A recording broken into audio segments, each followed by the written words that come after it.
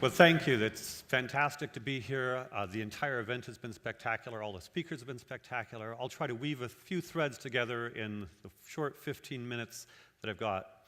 I'm fascinated with experience. It was interesting earlier when we were learning about all of you who check your email in the middle of the night, that you have an experience where checking email in the middle of the night is part of your experience. I was very interested in Layli, who told us the incredibly horrible tales of women who had been abused. I was most fascinated by her experience of inner calm in the face of that, rather than an experience of hatred and anger that one might naturally expect from somebody who had been in contact with all of that abuse.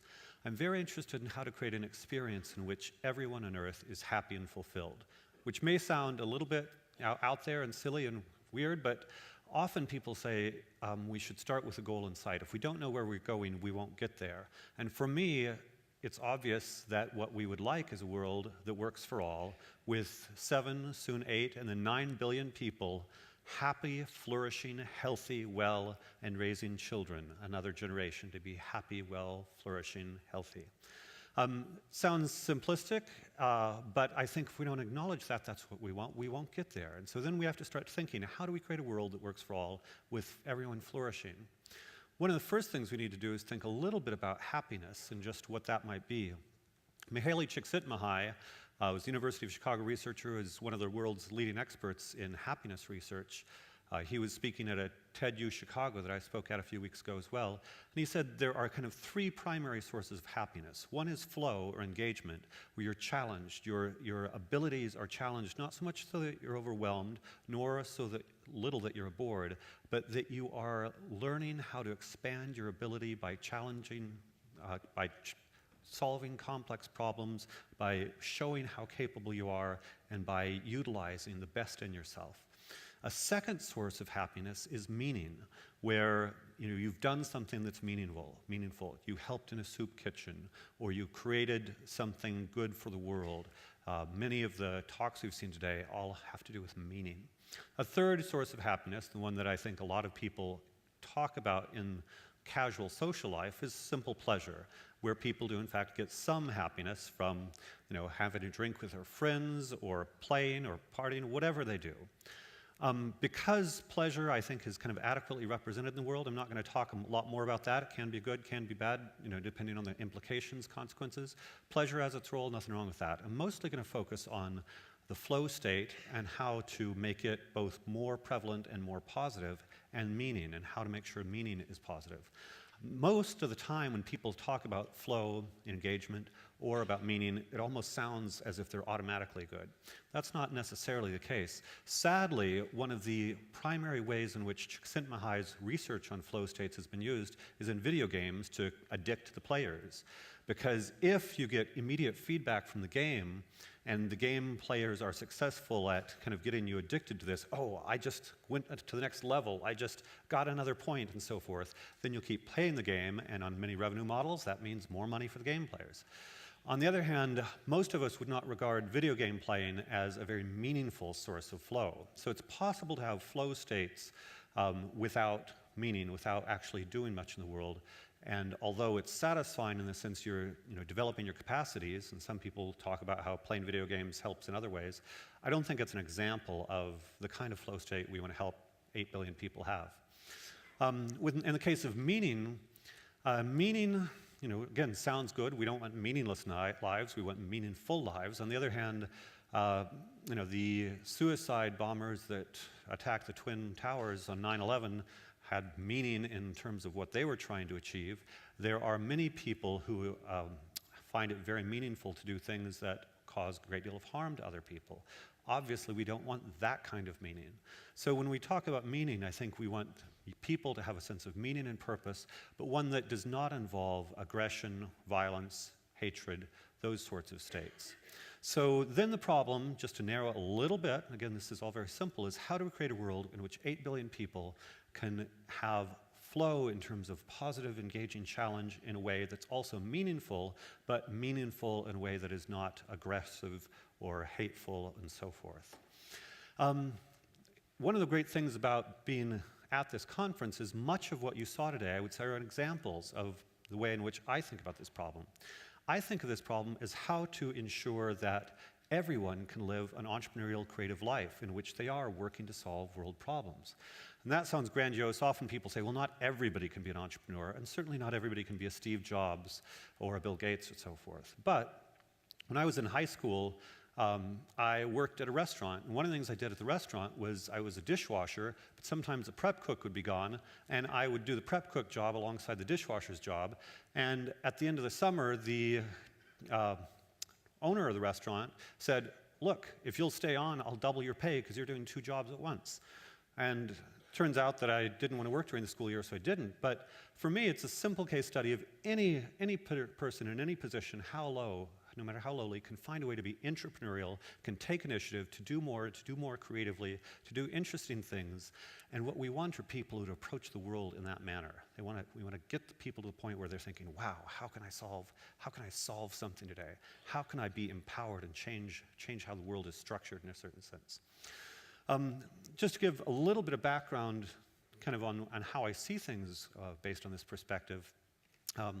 When I talk about solving all the world's problems entrepreneurially, and entrepreneurially doesn't mean for-profit entrepreneur, it can be non-profit entrepreneur, it can be social entrepreneur, it can be intrapreneur. There are all sorts of different ways to manifest this energy. But the reason I talk about solving problems entrepreneurially is it's a matter of getting into this flow state of, wow, I'm working all day, every day, solving a problem in a meaningful way that's positive. I started getting into this when I actually went to the University of Chicago to study Chicago economics, thinking Chicago economists were evil because they believed in free markets. I was convinced that I was naive and didn't understand it. Actually, entrepreneurs and markets are very sophisticated, interesting tools that can be used for bad, but they can also be used for good. And so this whole thing of kind of thinking of capitalism in a conscious way is, how can we change the world from one in which sometimes capitalism does cause harm to a world in which entrepreneurs and conscious capitalists are a major part of the solution to most, if not all, world's problems. I then, while I was in graduate school, I started leading Socratic discussions in Chicago public schools. That led to a 15-year career in K-12 education, where I became an educational entrepreneur, starting new private schools and a charter school. I developed the ability to go into a classroom with students who hated school, hated learning, and after working with them for a year, I could convert almost any group of students to loving learning and being passionate about it. And part of what I did there is not to tell them they should love learning, not to kind of get on their case, but really change their experience. They had the experience of being talked at and being bored. The experience I created was to ask them questions, get them thinking, get them wondering, get them arguing, getting them excited, getting their blood boiling, getting them vibrant and alive. And by means of changing the kind of experience, I was able to get dramatically better results. The last school I created in New Mexico, rural New Mexico, was ranked the 36th best public high school in the nation in its 3rd year of operation. It turns out when people love to do something, they are better at it, and they change all sorts of other behaviors. I realized one of the problems with the do-gooders, and I very much am a recovering do-gooder, is many do-gooders want to preach and say, you're bad if you don't do X and Y. I realized, no, just make it cool and fun. If we can make stuff cool and fun, give people a sense of engagement and a sense that it's meaningful, everything becomes easy.